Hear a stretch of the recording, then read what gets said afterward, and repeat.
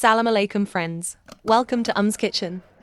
Craving something crispy, spicy, and full of flavor? Try this chicken kebab roll recipe. These juicy chicken kebabs are wrapped in shredded laccha, paratha and fried to perfection.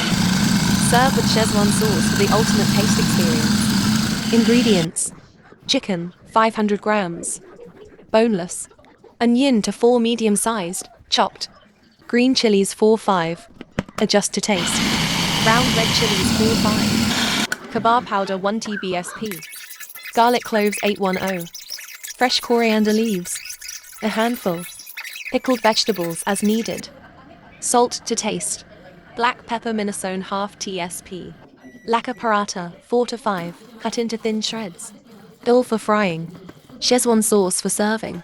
Instructions. Step 1. Prepare the kebab mixture.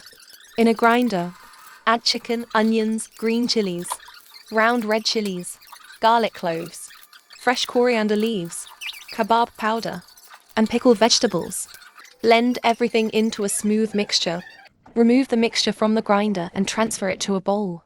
Add salt and black pepper to taste. Mix well. Step 2.